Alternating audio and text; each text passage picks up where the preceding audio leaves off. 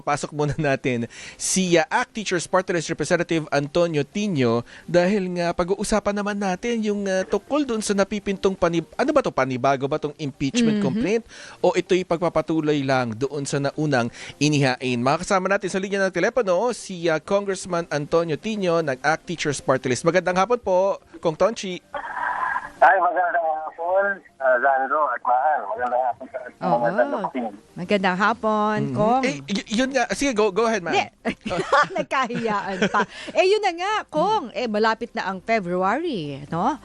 Di ba, matatapos na yung ban sa impeachment nga case kay VP Sara Duterte. Ano ba yung pinaghahandaan ngayon, no, ng ating mga kongresista, particularly Makabayan Bloc, 'di ba? Ito na nga ni Sandro kanina, ito ba ay bagong impeachment complaint? Same impeachment articles or ito na rin yung dati pa? Well, yung mga pinatawan ng Makabayan Bloc, wala namang specifically na pinaghahandaan. Mas nabalitaan lang natin sa media mismo, di ba, na yung ilang mga complainant ay nag-iisip o naghahanda na mag-refile pagdating ng Pebrero. No, dahil katulad ng nabanggit nyo, yan yung sinabi ng Supreme Court sa huling ng decision na pwedeng expiration ng 1-year bar mula nung unang nag-file last year.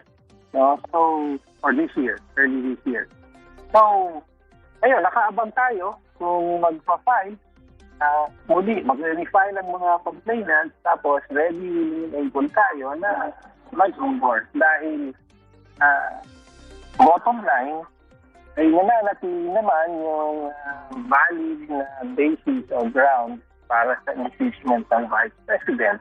Hanggang ngayon ay hindi pa rin nasasagot yung tanong sa pagwaldas sa confidential funds, including yung 125 million pesos in 11 days na nawaldas. So, panibago po ito, Kong Tonchi, ano? Siguro, sa punto de vista ng batas, ay panibagong complaint na ito. Even though malamang yung lalaman niyan mostly ay kung ano yung laman ng kasalukuyang nakafile at umabot na sa Senate, diba? In-archive sa Senate. So I think in terms of content, mainly yun pa rin ang covered niya, yung 612.5 million in total na confidential funds. Hindi natin lang kung may mga i-update sa doon, pero substantially, ibig sabihin, sa laman, malamang hindi bago, pero formally, magiging bagong complaint ang tourist dito. So same na bilang? Madaragdagan pa ba, Kong Tonchi, yung articles of impeachment? Well, as I said, siguro it's up to the complainants kung makita sila ng mga bagong batayan. Pwede, pero hindi natin pwede sabihin. Pero tama po ano, may draft na o wala pa? I think refiling ang mangyayari, di ba? Na kasi sabi ng Korte Suprema, na-trigger na 1-year bar. May na-trigger na 1-year bar. So, yung ibang mga complaints ay pwede na refile. Something like that. So, I think yung refiling ang magaganap sa complaint. Kong Tonchi, kasi kung refiling, yun na rin yung dati. Pero, hindi ba natin iintayin yung desisyon ng korte? Dahil sinasabi nga nila, di ba, parang mukhang pahirapan ngayon yung pag-file ng impeachment case sa mga susunod. Kasi nga, dahil nga sa mga kondisyon na inilatag ng Korte Suprema. Tama po yun. No? So, yun nga isang problema. Tama ka. Merong motion for reconsideration pa na nakahain sa Supreme Court. Pero, hindi natin malalaman o magtatakda kung kailan i-resolve ng Supreme Court yan. In the meantime, baka umabot na ng Pebrero. So, I think habang hindi pa na-resolve yung motion for reconsideration, illegal yung, or effective yung decision, so pwedeng mag-refile ulit. So, ako rin naman, tingin ko, hindi rin naman automatic na pagdating ng Pebrero ay magre-refile na. Siguro pwede rin pag-usapan ng mga complainants ito. Ano yung actually exact date, ano? Tapos tama kayo na kung susundin at hindi mababago yung desisyon ng Supreme Court, mas mahirap talaga. No? Kasi sabi doon, kahit pa may 1/3 na vote in support of the impeachment House, sabi daw, kailangan pa ipaalam sa Vice President, kailangan i-intay ng sagot niya, bigyan siya ng pagkakataong sumagot, and so on and so forth. Lahat ito, wala na ito sa Constitution, pero iyan ang sinabi ng Supreme Court decision na pinag-question ngayon.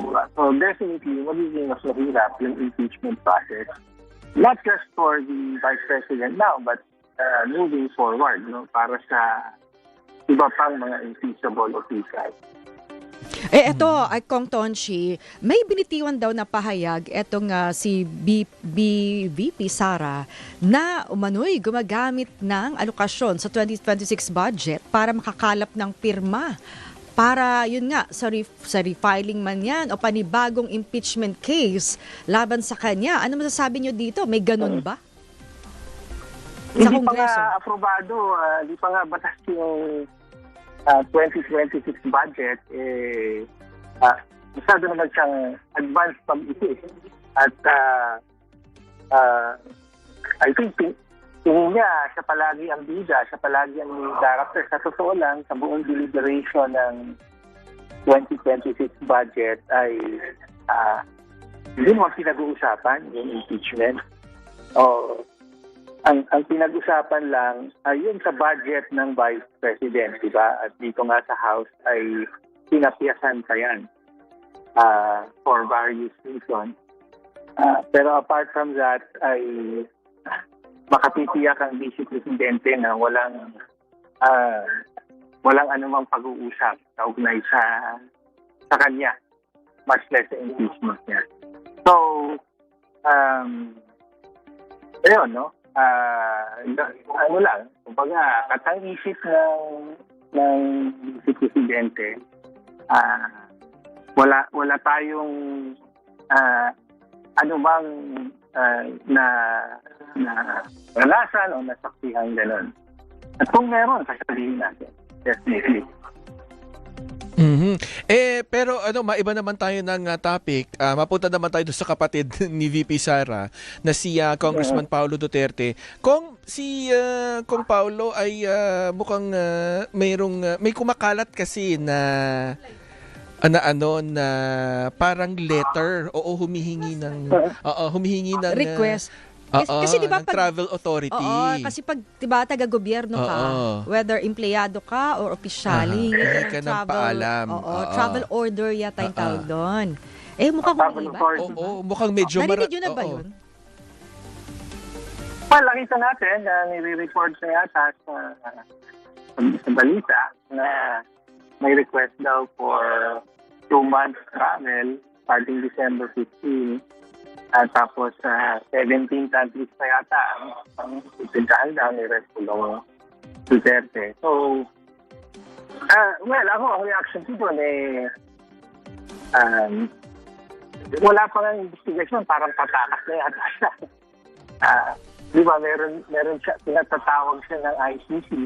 Mm-hmm. May request sa kanya na humarap kasi may mga tanong regarding sa mga infrastructure projects niya sa First District of Davao. Sabi niya, willing siya humarap. Pero nung actual araw na ay hindi na raw. Wala raw jurisdiction ng ICC sa kanya. So, hindi maganda na habang may mga tanong kaugnay sa kanyang paggamit ng pondo sa kanyang distrito ay biglang mawawala siya for 2 months. Tapos, hindi rin maganda ito para sa House, no? Dahil supposedly, ang trabaho niya ay mag-represent ng kanyang district, the first district of Davao, and yet, may personal trip daw siya going to 17 countries all over the world.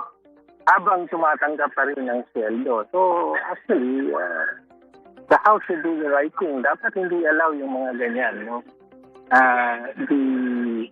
The people, the voters deserve yung tapat na serbisyo ng mga kinatawan nila. Kung Tonchi, kapag nagpapaalam ba ang isang opisyal ng gobyerno, no, kinatawan, ay sa paghingi ng travel authority o travel order man yan, kailangan bang sabihin niya kung saan pupunta at anong gagawin? Lalo't ilang countries to, ilang bansa? 17 nga ba yung sabi ninyo? Parang, anong, di ba? Hindi ba hihingan siya ng paliwanag doon, Kong? Well, usually, gano'n, pag nag-a-apply for travel authority, ina-explain ko din sa speaker, kung ikaw ay member of the House, hingi ka ng authority from the speaker to the Secretary General. Tapos usually, sinasabi mo nga ron yung kung saan ka pupunta, gaano katagal, at anong reason or purpose ng travel mo. So it has to, of course, it has to be